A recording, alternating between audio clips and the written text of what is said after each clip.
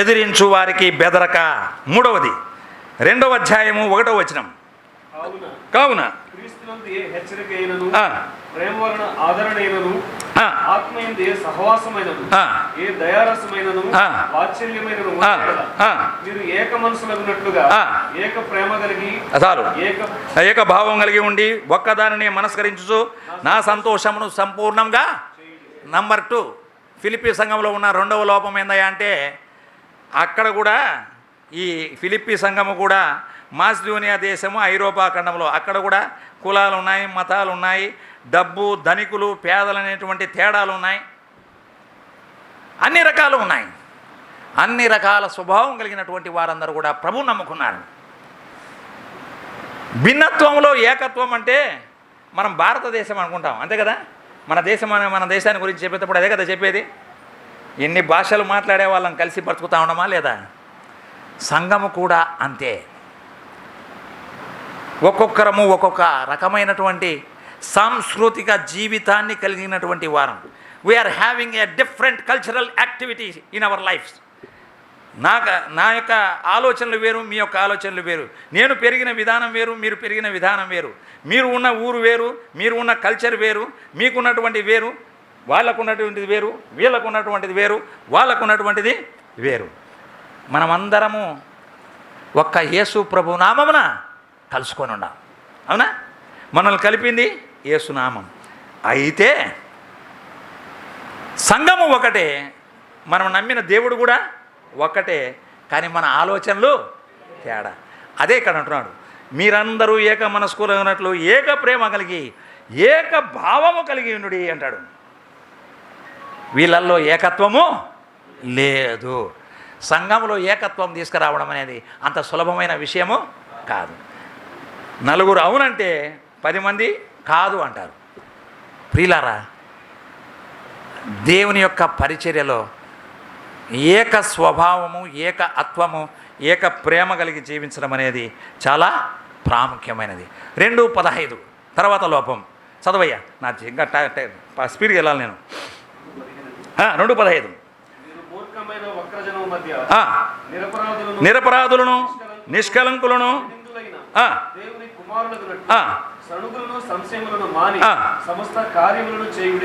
ఇది ఎన్నో లోపము? 4. ఏమిటి లోపము? సనుగులు, సంశయాలు. సనుగులు ఉన్నాయి. ఫిలిప్పీ సంఘములో సనుగులు ఉన్నాయి. ఒకరి మాట అంటే ఒకరికి పడదు, ఒకరంటే ఒకరికి పడదు. సనుగులు ఉన్నాయి. సనుగులు, సంశయములు మాని సమస్త కార్యములను చేయుడి. ఆ తర్వాత 2:24 కాదయ్యా, 2:4 2:4 మీలో ప్రతివాడును వీళ్ళ సంఘంలో ఉన్నటువంటి మరొకటి ఏందయ్యా అంటే, అందరూ వాళ్ళ సొంత పనులే చేసుకుంటారు. యేసు ప్రభు పని చేయడానికి లేరు. ఇతరులకు కూడా సహాయం చేసేవారు కూడా లేరు. ప్రియులారా, ఇది చాలా బాధాకరమైన విషయం. ప్రతి ఒక్కరూ busy about their own works. వాళ్ళ సొంత పనులతోటే బిజీగా ఉంటారు. ఇతరుల కార్యములు చూడరు. చాలాసార్లు మనతో ఉన్నటువంటి సహోదరులు కానీ సహోదరులు కానీ కుటుంబాల మధ్యలో మనం ఉంటున్నప్పుడు అవతల వాళ్ళు ఏమైపోయినారో కూడా తెలియదు. ఈనాడు సిటీలలో ఎలా ఉందంటే, పక్కింటి వాళ్ళ పేర్లు అడిగితే కూడా చెప్పలేనటువంటి దుస్థితి. మీ పక్కింట్లో వాళ్ళు ఎవరు ఉంటారంటే మాకు తెలియదండి అంటారు. సంవత్సరాల నుంచి మళ్ళీ వాళ్ళ మొహాలు చూస్తూనే ఉంటారు. పక్కింటి వాడి పేరు తెలియదు. అది లోకంలో పరిస్థితి. సంఘంలో కూడా అంతే. పక్కన కూర్చుంటే ఇక్కడ కూర్చున్న వాళ్ళు ఒకరి పేర్లు ఒకరు చెప్పగలిగినటువంటి స్థితిలో లేము. కారణం ఏందనగా, ప్రతి ఒక్కరూ సెల్ఫ్ సెంటర్డ్, స్వంత కార్యములనే చూసుకుంటున్నారు కానీ ఇతరుల కార్యములను చూడట్లేదు.